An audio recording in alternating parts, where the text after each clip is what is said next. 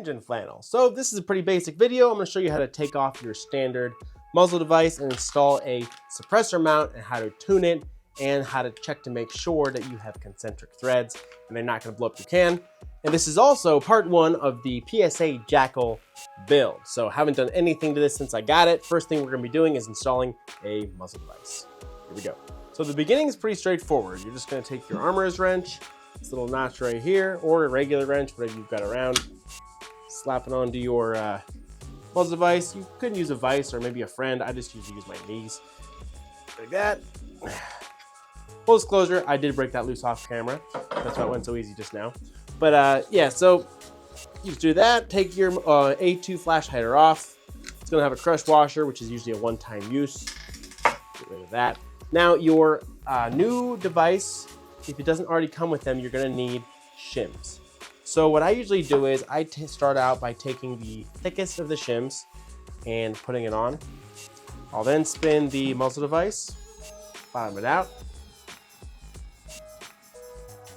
and then see where your can index is. So you want it to index where the, at least I like this way, where the notch for your can or whatever type your can, it might be different.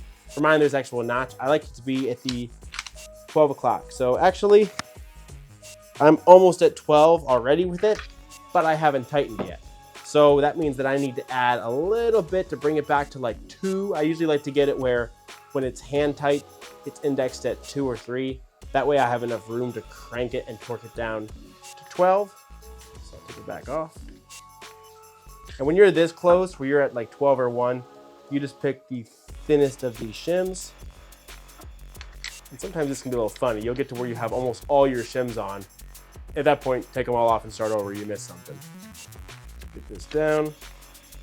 All right, so now with my added shim, 12 o'clock, the indexing point is down here. So when I tighten it, I've got just maybe almost a quarter turn of space where I can tighten it and crush everything down real good, which is important because if your can gets hot and stuck on there, you don't want to move your can to disengage it and break your muzzle device loose.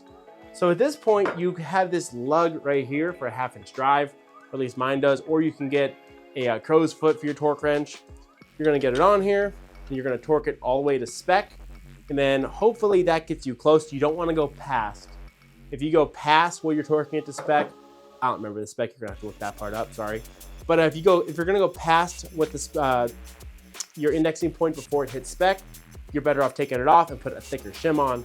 Mine looks like it's going to be good, so off camera, I'm going to torque it all the way down and get it set up. All right, so she's all torqued to spec. Indexing point for my can is just about 12 o'clock. I think I went like just a hair over. But now, this is the indexing point of my can right here on top, right there. And boom, she's now suppressor ready. Doesn't break when I go to take it off, and she is solid. Now here's the important thing. You're here and you're ready to go and you want to go shoot it. Very important check you're going to want to do. And that is going to be this. So I've locked my bolt back, which may or may not be necessary, but I like to do that. One thing to make sure your gun's empty.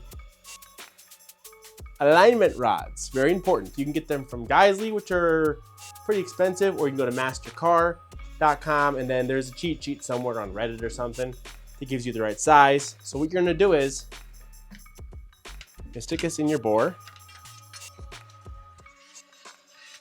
It's nice and snug.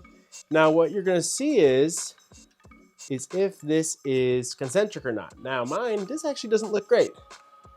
Don't know if you can see that or not, but it's not quite in the center. It's also hard to tell when I'm holding it out. It may go down a little. So what you're gonna do is you're gonna look in the top, and you're gonna give it a spin. If it's no good, if your rod's no good, it's gonna go like this when you spin it.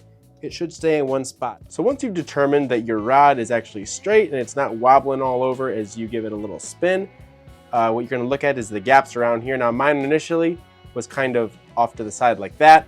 Took it off, redid the shims, because kind of repositioned them, torqued it down again. Now it's right smack in the middle, nice and clean. That's pretty much all you gotta check to make sure that your can is not gonna get torn up by your first shot. Short and sweet, but that's pretty much how you set your can, how you check your alignment. You just want to make sure that's centered there, no problems there. And that's it for this video. Pretty basic process, so not going to spend too much time on it. Also, if you're ever looking into these jackals, I'll have a link in the description in the comment section so you can read up more about them. Farewell.